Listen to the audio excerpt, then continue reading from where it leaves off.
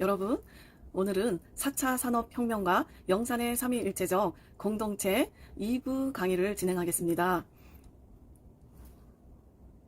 예, 지난 시간에 1부 강의에 이어서 2부에서는 5번째 다음 세대 교회 공동체를 위한 새로운 플랫폼, 그리고 6번째 영산의 3.1일제적 공동체의 시대적 적용, 그리고 7번째는 재현, 8번째는 결론으로 마무리를 하겠습니다.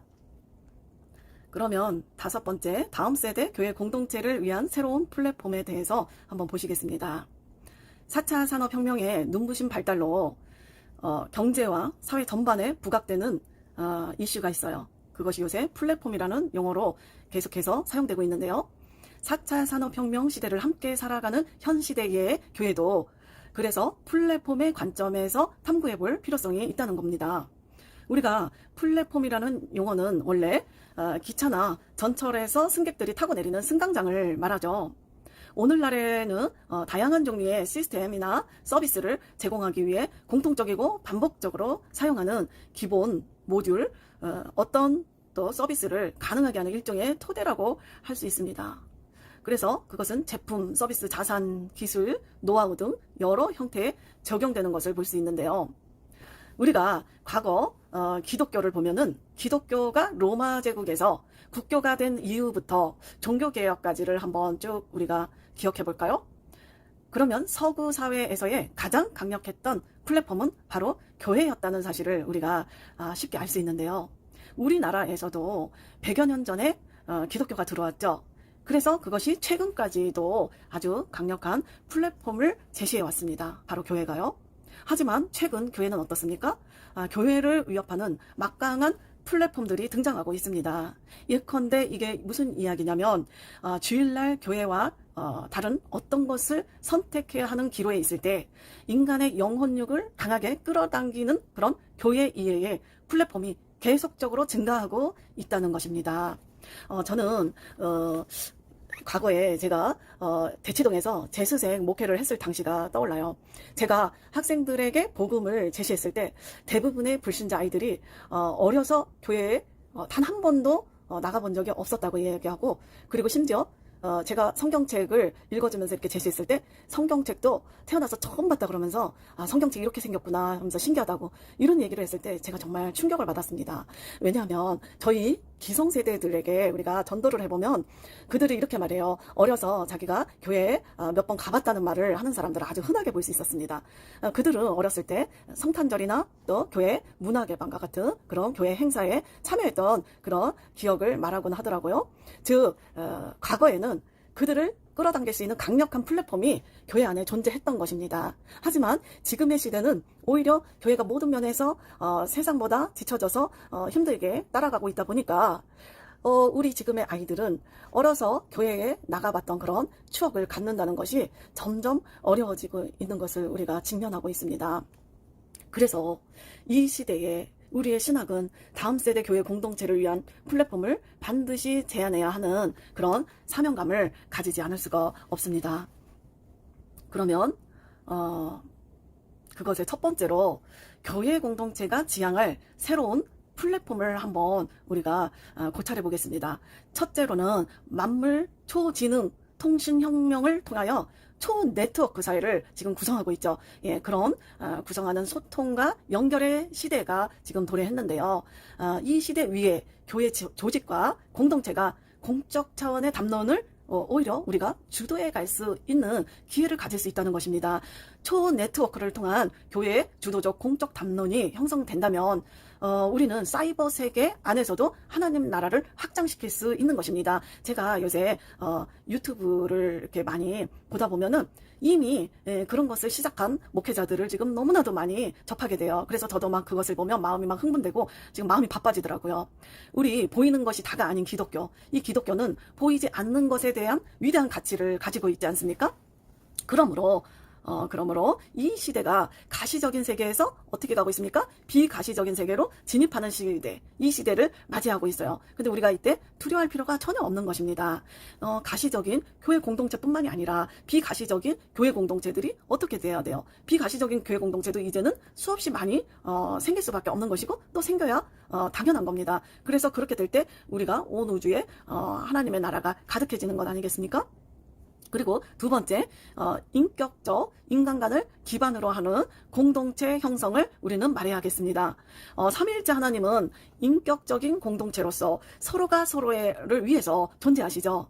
그리고 서로 상호 소통하시고 또 서로 존중하시는 그런 어떤 관계성이죠. 관계성을 가지고 계시는 그런 인격적인 공동체를 이루시는 그 자체가 바로 삼위일체 하나님의 존재잖아요. 그러면 우리가 인간의 존엄성과 인격의 손상을 입은 인류는 개인적 문제와 또 사회적 문제를 동시에 유발하게 되어 있습니다.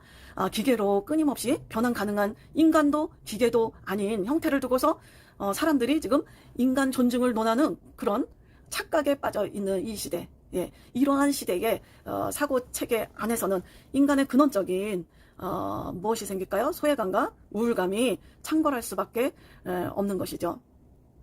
그러면 셋째로 다음 세대 교회 공동체 플랫폼은 어떤 공동체를 지향하게 돼 있냐? 우리는 사랑의 공동체를 지향해야만 한다.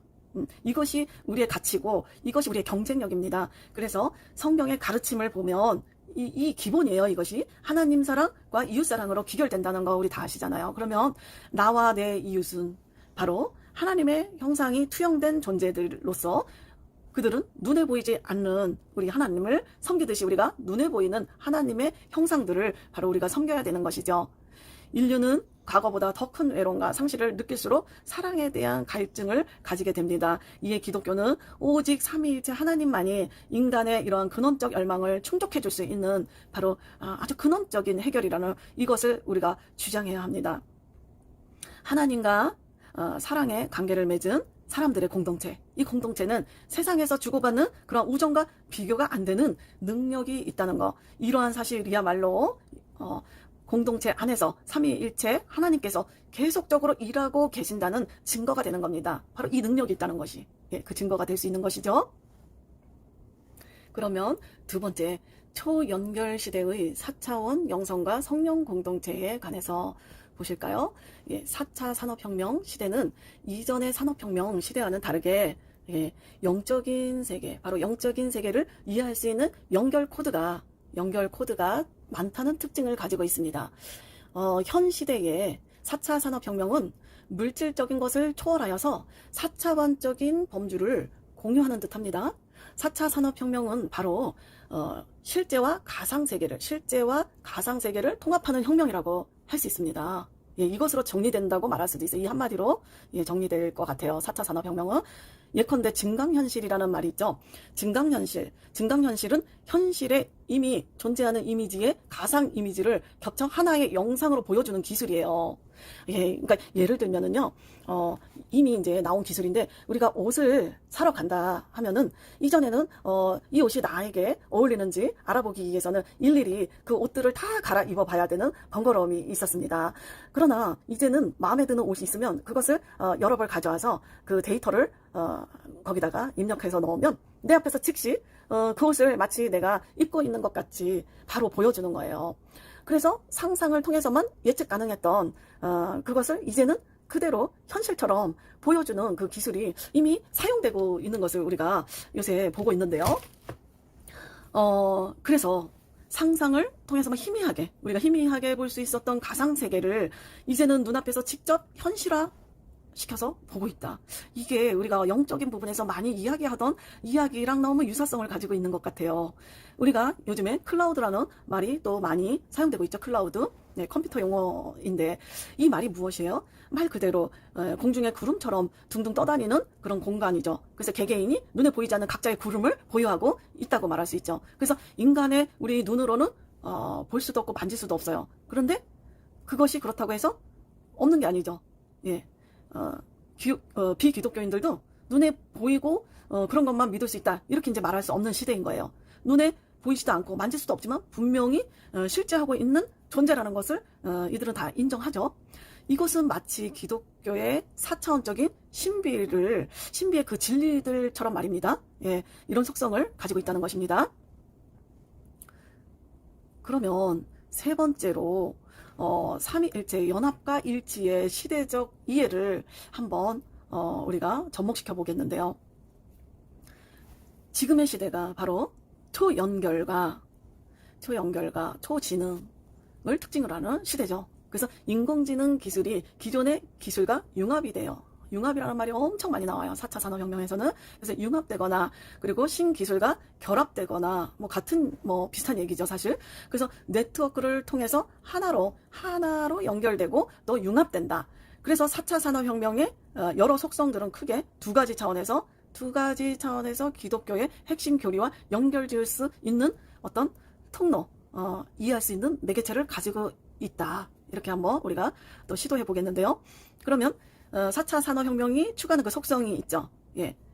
그것들이 4차원적인 것을 이야기하고 싶어하고 또 통합하고 연결하고 하나로 일치시키는 그것을 추구하고 있어요. 그렇죠? 그래서 우리가 그것이 성령의 사역과 그 다음에 삼위일체의 페리코레시스적인 관계성, 이것과도 연결해서 우리가 생각해 볼 수 있는데, 그것은 바로 이 두 가지를 우리는 영산이 강조하는 4차원의 영적 세계, 그리고 삼위일체 하나님의 연합과 일치의 속성, 이렇게 두 가지로 우리가 한번 이 두 가지 차원에서 한번 볼 수가 있는데요. 그러면 4차원의 영성은 생각, 꿈, 믿음, 말이죠. 예, 3차원의 세계를 다스리라고, 우리의 지금 이 3차원의 세계를 다스리라고 하나님께서 주신 4차원의 영적인 재료들이잖아요. 예, 재료들로서 영산이 성경을 통하여 깨닫고 또 성경적 토대를 가지고 신학적으로 정리한 영성이라고 할 수 있습니다. 이 원리는 4차 산업혁명 시대를 사는 사람들에게 이해시키기 전혀 어렵지가 않게 됐어요.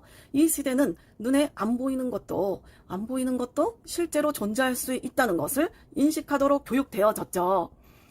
바로 가상세계에 익숙하게 된 이제 시대가 됐다는 겁니다. 문제는 그들이 만들어 놓은 가상세계 안에는 무엇이 없을까요? 예, 신적인 생명력이 없겠죠. 그러므로 정신과 마음에서 빈 구멍을 발견할 수 있게 됩니다. 그러면 그 공간은 무엇이 또 채우게 될까요? 불안과 우울감이 자리를 잡게 되는 것을 그들은 직면하게 됩니다. 이러한 세대에게 영적 세계의 원리인 4차원의 영성을, 바로 그 신적 생명력이 있는 4차원의 영성을 불어넣어 준다면 생명력을 가지고 소생케 되는 삶의 변화가 이루어지겠죠. 여섯 번째, 영산의 삼위일체적 공동체의 시대적 적용을 보시겠습니다. 영산은 무려 30여 년 전인 주일 설교에서도 공동체가 서로 연합하고 동거하는 사회가 되어야 함을 이미 강조하신 바 있어요. 연합과 일치가 없이는 가정과 사회 그리고 국가도 존재할 수 없다고 설명하셨어요. 여기서 가장 핵심적인 역할을 할 수 있는 곳이 바로 교회 공동체임을 확실히 하셨는데요. 따라서 영산은 사회를 연합하고 또 일치시킬 수 있는 중개자는 바로 십자가의 사랑이 있는 오직 교회뿐이라는 거지요. 바로 이 시대는 삼위일체적 원리가 절대적으로 필요한 사회라고 말할 수 있겠습니다. 삼위일체 안에는 이 시대가 바로 갈망하고 있는 연합과 일치 그리고 긴밀한 관계성이 다 함의하고 있죠. 이 시대가 인류에게 아무리 큰 만족을 가져다 준다고 할지라도 줄 수 없는 것이 있죠. 네, 그것은 바로 구원인데요.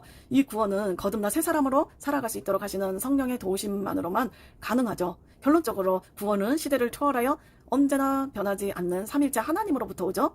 근데 그 구원은 성령 공동체 안에서 4차원의 영적인 원리로서만 실현할 수 있는 바로 전인 구원으로 연결되겠죠. 그러면 첫 번째 삼위일체적 인간론의 회복 한번 우리가 보겠습니다. 클라우스 슈밥이 언급한 것처럼 파괴적 혁신이 다가오고 있는데 이들이 두려워하는 것의 본질은 무엇일까요? 이들은 각 분야를 지배하고 있는 초인공지능이 이것들을 창조한 인간까지도 지배하게 될까봐 그것을 두려워하는 것입니다. 그래서 그들이 대안으로 말하는 것은 인간 중심의 혁명을 강조하고 있어요. 그래서 클라우스 슈밥은 성공적인 4차 산업혁명을 위해서는 인간의 협력이 중요하다고 주장을 해요. 이들을 강조하는 연합과 일치의 의미는 사실 기독교가 말하는 삼위일체 하나님으로부터의 그 연합과 일치하는 지향점이 다를 수밖에 없겠죠. 예, 그것을 인정을 하지만 인간의 근원적인 속성이 있는 거예요. 그 속성은 모든 인류가 감출 수 없는 바로 하나님 형상의 흔적이라고 말할 수 있겠습니다. 따라서 기독교는 세상과 교회가 영적인 차원에서 분명 서로 구별은 되지만 그들의 공동체와 우리가 분리되고자 하는 것은 잘못된 자세죠. 예수님도 세상 공동체 안으로 친히 들어오셨기 때문에 하나님은 죄인된 인간에게 끊임없이 또 강대하시고자 하시고 거룩하지 못한 우리 인간과 하나 되시고자 하셨죠. 그래서 우리도 하나님의 그 속성을 따르게 돼 있는 것입니다.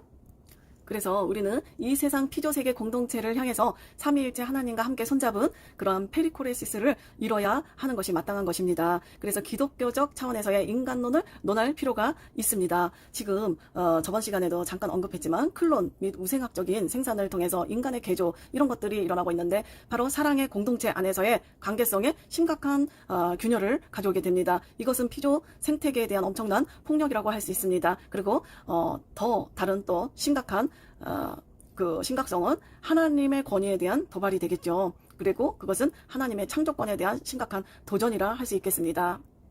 그러면 우리에게는 관계성의 회복이 중요한데요. 현재의 인류의 위대한 결과물은 인간이 서로에게 의지하여 공동체를 이뤄가서 서로 연합하였기 때문에 가능한 문명이죠. 그래서 앞으로의 세대에서 공동체란 이전 세대보다 더욱 확장된 개념을 수용해야만 할 것입니다. 지금까지의 공동체라 하면 공간적 그리고 지리적 영역의 제한을 받았지요. 그렇지만 이 시대에서는 상호 소통과 상호 관계성에 부합되는 공동체라면 사이버상에서도 수많은 공동체가 형성될 수 있다고 보여집니다. 현 인류에게 있어서 사이버 공동체의 탄생은 너무도 자연스러운 이치라고 할 수 있겠습니다. 그래서 공동체란 하나님의 계획 속에서 피조물에 대한 그 창조의 기본 원리이죠. 그런데 삼위일체 하나님께서 사역하시는 바로 매개체가 공동체라고 할 수 있습니다. 스탠리 그랜즈가 그렇게 또 표현한 것을 우리가 볼 수 있는데요. 따라서 공동체 안에서 서로의 고유성을 존중하고 배려하는 사랑의 관계성이 유지되어야만 공동체성이 확보된다. 이것이 바로 삼위일체 하나님의 속성이잖아요. 세 번째로 교회 공동체의 역동적 플랫폼 형성을 보실까요? 영사는 교회 지체들이 성취해야 할 가장 궁극적인 목적은 잃어버린 에덴 동산 밖의 유랑자가 된 자들에게 축복의 옛 기업을 되찾게 해주어야 한다는 것을 강조하십니다. 이와 같이 영사는 교회 공동체가 세상 공동체 안으로 침투해 가야 한다. 그래서 영향력을 미칠 것을 언제나 강조하셨습니다. 그래서 무엇보다도 그 바탕에는 삼위일체 하나님의 그 사랑이 기반이 되어서 보혜사 성령께서 기름 부어 주실 때 역동적인 바로 유기체로서의 교회 공동체가 갖는 그 강력한 플랫폼의 형성이 가능해진다는 겁니다. 그래서 성경에 근거한 우리는 기독교 세계관을 시대적 매개체를 통해서 제작 보급하고 또 배포하고 또 기독교 세계관을 알리고 그리고 실천 가능한 커리큘럼을 개발하고 또 이 밖에 많은 다양한 또 아이디어가 있겠죠. 종교개혁가들에게 복음 전파와 신앙교육은 성경의 지식 전달만을 의미하지는 않았잖아요. 그들의 플랫폼은 삶의 모든 영역에 영향을 주었습니다. 마치 예수님처럼요. 이 시대와 동행하는 교회는 기독교 도그마의 시대의 옷을 입혀서 친숙하게 받아들일 수 있도록 치환되어져야 되겠죠. 예수님도 사회 참여를 통해서 시대의 옷을 입혀 복음을 전파하셨던 것처럼 말입니다. 성경의 진리에서 벗어나지 않는 한 시대의 옷을 입힌 복음 전달은 비난받을 수 없죠. 앞으로 교회 공동체는 호모데우스 네트워크와 플랫폼 경쟁을 피할 수 없을 것입니다. 기독교인이 호모데우스 정신으로 무장된 이 지역에서 플랫폼에 소속될 때 생각지도 못한 불이익과 고통이 따를 수 있습니다. 교회는 이 전쟁에서 패배하지 않을 준비를 해야 되겠습니다. 교회는 영적인 플랫폼으로 무장만 하면 된다고 생각해 왔죠. 하지만 유형의 시스템적인 플랫폼에서도 우리가 밀리지 않도록 우리가 힘써야겠습니다. 가상세계를 통한 소통과 연합은 교회 공동체뿐만 아니라 성도들이 소속된 사회 공동체 안에서까지 대단한 영향력을 미치기 때문에 신앙을 유지 또 성숙시키는데 유용한 도움을 줄 수 있습니다. 일반적으로 교회의 핵심적인 사명 5가지 있죠. 예, 근데 이제는 이것에 더해서 우리가 적극적으로 이 시대적인 것을 우리가 선용하여서 총체적인 사역으로 이끌어 가야 된다는 거 잊지 말아야겠습니다. 7번째 제언 보시겠습니다. 예, 첫째는 윤리적 문제에 대한 신학적 성찰과 대안이 요구되어지고요. 그리고 인간 소외와 그에 따른 목회적 돌봄이 요구되어집니다. 그리고 또 이에 따른 빈부격차와 또 사회적 약자에 대한 차별과 갈등에 대한 신앙적인 해결 방안이 요구되어지는데요. 그러면 4차 산업혁명에서 주목할 것은 1, 2, 3차의 산업혁명과는 달리 융합의 혁명이라는 점을 우리가 봐야 되는데요. 인간과 기계를 융합하여 초인간을 꿈꾸고 또 현실 세계와 가상 세계를 융합하죠. 그래서 하나의 가상 우주를 창조하는 이 시대, 이러한 융합의 시대를 바라보면서 현 인류에게 기독교의 삼위일체 하나님의 신비로운 교리를 이해시킬 수 있는 단초를 발견할 수 있겠습니다. 사실 삼위일체라는 교리는 3차원 속에 사는 인간의 지성으로는 이해하기 어려운 범주였지만 이제는 융합의 시대를 맞이하면서 과거에는 인간의 지성으로는 상상할 수도 없었던 이런 융합이 일어나는 이 시대를 대면한 이 사람들에게 어떻게 보면 삼위일체 하나님께서 허락해 주신 새로운 기회라고 우리가 착안해야 되겠습니다. 그러면 결론을 짓겠습니다. 영사는 인간이 본래 죽음이 없는 생명이었다고 하죠. 예, 생명이었지만 죄로 인해서 4차원적인 세계와 하나님과의 교통이 단절되었다는 것입니다. 새로운 피조물로 거듭나야지만 성령과 대화가 가능한 바로 영의 사람으로 변화가 된다는 것입니다. 3차원의 물질 세계를 다스릴 수 있는 바로 전인구원을 경험하게 된다는 거죠. 그래서 영사는 이미 그의 60년 목회를 통해서 개인으로부터 가정, 그리고 그 안에서 성령 공동체를 형성하고 또한 교회 안에서 성령 공동체를 이루고 또 더 나아가 세상 속에서 하나님과 하나님의 사랑과 나눔을 통한 성령 공동체를 연결해 오셨습니다. 바로 4차 산업혁명의 시대는 4차원의 영성의 시대라고 우리가 주장할 수 있겠습니다. 그리고 그것은 곧 성령의 시대라고 우리가 결론 지을 수 있겠습니다. 이 시대는 이전보다도 더 공동체 안에서 삼위일체 하나님을 인식할 수 있게끔 하나님께서 이렇게 인도해 주시는 것 같습니다. 하나님은 공동체 안에서 우리와 교제하시고 또 사역하시는데 사역의 최종 목표는 종말론적인 공동체 건설에 있다고 봅니다. 따라서 믿음으로 하나님 나라를 이미 소유한 백성들은 현재적으로 전인구원에 참여하고 또 아직 완성되지 않은 하나님 나라의 비전을 성령님과 함께 완성해 가는 것이죠.